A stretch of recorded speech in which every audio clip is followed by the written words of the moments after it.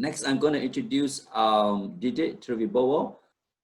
He again, through Tim Roberts, I got to know him, in the way in the interior. So be careful. So it's way about 7 hours way outside of Banjarmasin, but it's a very, very exciting place to be in. And he's courageous and brave to volunteer. Of course, he got a lot of good data and talking about restoration of, a very large area of a pit lake. Didik has a bachelor's degree in environmental geology from Gajah Mada University, Indonesia. And he also got a master's from environmental management from University of Queensland. So prior to joining PT Adaro, which is where he is now, a large coal mining company, he was an environmental superintendent working at Freeport, Indonesia in Papua as a chief engineer and long-term hydrology for 2 years. And more recently, he's environmental manager in PT Adaro. And since 2019, he is a deputy health and safety environment division head of PT Adaro. So with the introduction, Didik, please, he's going to speak on, look at his title that he has tweaked somewhat and changed, but related on this Paringin pit lake, success story of developing potential use of pit lake for environmental and community development. Didik, please. Thank you, Charles and Tim. And I want to start by introduction myself. So I'm Didik Triwibowo. Currently, I'm working for Adaro Indonesia as Deputy General Manager for Health, Safety, and Environment. And I would like to share with you the success story of Paringin Pit Lake, in which we have been developing it to be useful, not only for the environment, but also for the community. So this topic actually is relevant for South Kalimantan mining industry, as well as in Indonesian context, as at the near future, maybe we will see many coal mining company will close down due to the depletion of the coal reserve. So the topic of pit lake must be a very interesting topic in our area. The outline of my presentation will be, the first is introduction, and the second one is characteristic of Paringin pit lake, and the third one is conclusion. So this is a simple presentation, but I guarantee you that this will be a very interesting presentation. So as you can see the photo at the slide, this is the current condition of our 20 hectares of Paringin pit lake. If you see the far background here, in Bahasa Indonesia, pit lake means danau pasca tambang here, and you can also see the floating docks with the floating garden, and also floating pond using fishing net. You can also see the water monitoring instrument here, powered by the solar cell.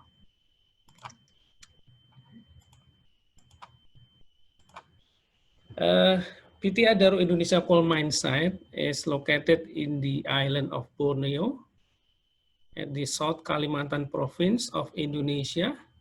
This is the detail of our operation, where our pit in South Kalimantan and the coal transportation downstream to Banjarmasin and to the customer through the Central Kalimantan province.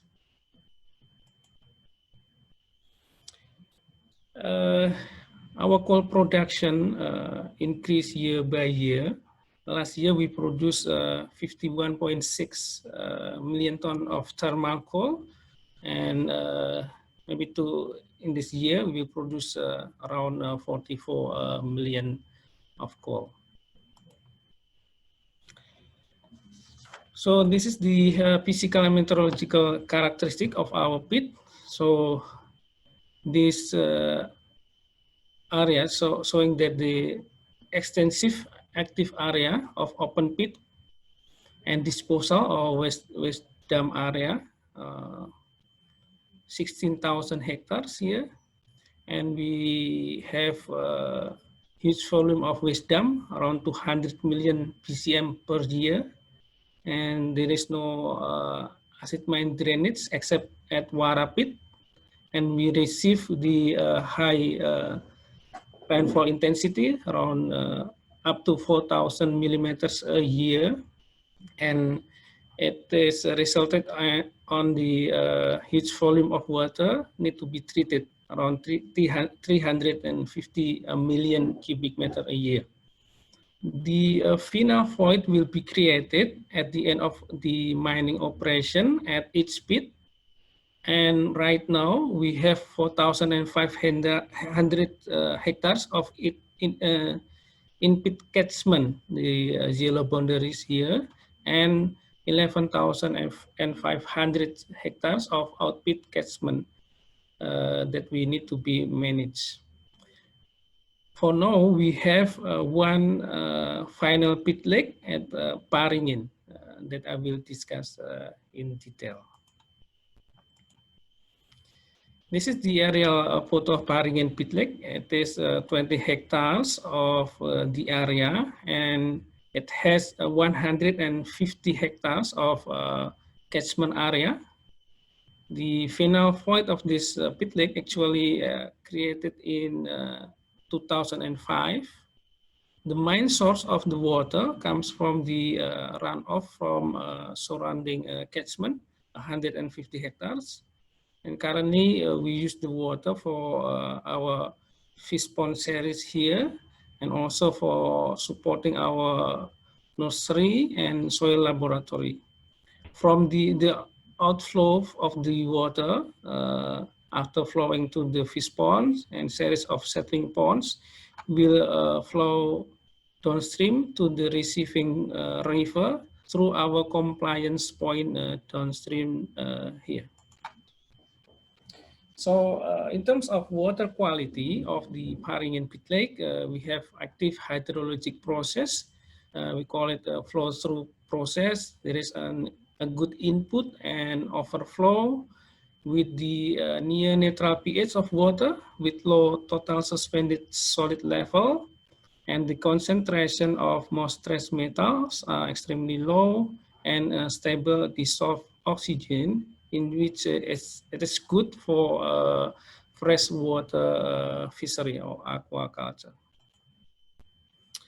So we have the pH and TSS data since 2014 until 2020.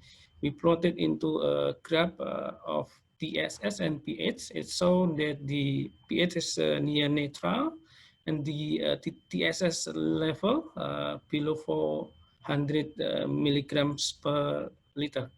So the function of the TSS is the function of what happened in the catchment, where when the catchment already rehabilitated or revegetated, the TSS level decreased. That's why in 2020 the TSS level mostly below 450 milligrams per liter. At our compliance point, where we conduct the daily monitoring, we plot also TSS and pH data. The government regulation set for the compliance point of discharge mine water to the river 200 milligrams per liter, and the pH range from 6 until 9. Again, in 2020, most of the TSS fall below 20 milligrams per liter. What about the total dissolved solid level? This is the quarterly data. We send the sample to the external laboratory. The water categorized as circumnatural low TDS. Related to the dissolved metal content within the water, there are at least three parameters that we should comply with. First, the iron, 7 milligrams per liter maximum. We have good iron content in the water, and also manganese and cadmium. So if you see here, in manganese, it's very low. And also for cadmium in 2019 and 2020, it fall below the detection limit of the equipment from the laboratory. Related to the dissolved oxygen, as I said earlier, that it's the level above the 4 milligrams per liter, that is good for the aquaculture. But we identified, we observed that our biological oxygen demand in 2019 above the maximum standard, but in 2020, all of these three parameters meet the regulation. Actually, for mine water, there is no standard for dissolved oxygen, biological oxygen demand, and chemical oxygen demand. But we need to monitor these parameters in order to determine the future use of our pit lake. So what factors that controlling Paringin pit lake water quality? The first one is the climatic condition. We have a reliable supply from rainfall that supply the water in entering to the Paringin pit lake. And we also have stable catchment condition due to our progressive revegetation process. And low erosion and sedimentation rate. So it is because all the catchment area already rehabilitated and revegetated. And also this other key factor is stable geochemical and geotechnical condition. Geochemical means that there is no acid mine drainage generated in the pit lake. So the pH is neutral. This is the rainfall intensity through the of the year in 2019. You can see the fluctuation here, but still we have good rainfall for water supplied into the pit. So January until March and October until December, it's a rainy season. The blue line here is the boundary of the pit lake catchment. So every drop of rainwater and drop in this area will flow down into the catchment. If you see the different colors of in here, it shows the different years of revegetation. So when the all the catchment area become green, the TSS level will decrease. So the water quality of the pit lake will improve or increase.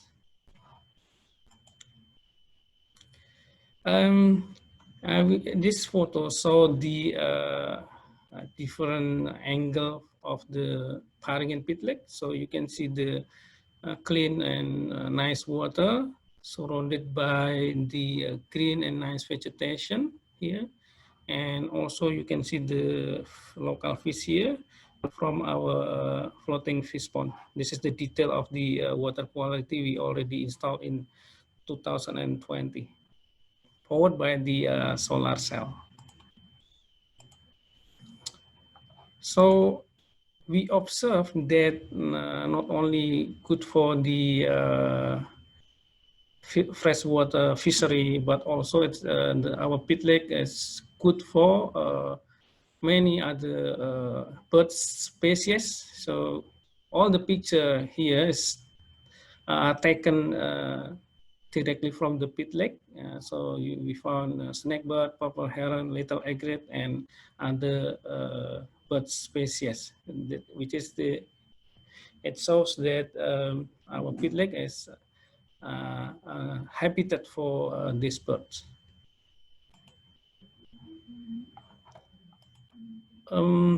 This is the aerial photo of our fish ponds located downstream of the pit lake. And this is the types of fish we have.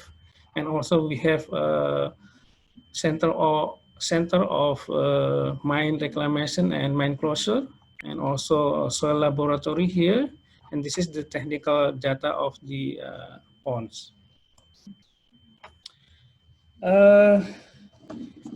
When we have a good and successful revegetation process, actually we also provide the good environment for flora and fauna. I give you two examples here. The first one is proboscis monkey. We found that this pretty monkey coming into our rehabilitation area. Their population increased year by year, and we found that the structure of the population is complete from the babies until an adult. So we still monitor the area of the Bekantan in Bekantan or proboscis monkey here. So we will improve the types of vegetation for providing food for the proboscis monkey. Another good example that we observe when we can do the successful revegetation is the increasing bird species we found in our revegetation area at Paringin. So we found the 2019 105 bird species. So in terms of using the catchment area or near the pit lake for the community, we found that we have native bees or stingless bees here in our vegetation area. So we try to move bees colony from the wild into the man-made hives here, and we also have the local people to build the man-made stingless bee hives and produce the stingless bee honey. So this honey is very delicious. Tim, actually you test this honey, and it's still it has good opportunity in the future. The production is growing, the hives is growing, so it is good example that we can also empowering the community to find another income for the stingless beekeeping, because when you doing the stingless beekeeping, you will also must protect the different types of vegetation as the source of food for the stingless bee. So it's a good relationship between creating new income for the community as well as the protection of vegetation or biodiversity. So what is the key success factors for creating better future pit lake for suitable and sustainable use? So the first key success factor is stable wisdom of pit lake catchment. The second one is catchment management, where you have to manage water system and do the erosion control and conduct the ecosystem reconstruction. You need to ensure that you have stable final void shape, ensuring the geotechnical and geochemical stability of the final void of pit wall material, and you need to determine the future use of pit lake by conducting the stakeholder consultation and consider the technical, social, and economic aspect. you need also to do the consistent monitoring of water quality, daily and quarterly basis. So as a conclusion, the Paringin Pit Lake is a good example of healthy pit lake of ex-coal mine open pit. This lake has been planned and developed during Paringin mining operation integrated with rehabilitation and revegetation process. The key success factors to create better pit lake for suitable and sustainable use in the future are ensuring stable wisdom of pit lake catchments, excellent catchment management, stable final void shape, determination of future use of pit lake, and consistent monitoring. Thank you. That's all of my presentation. Thank you.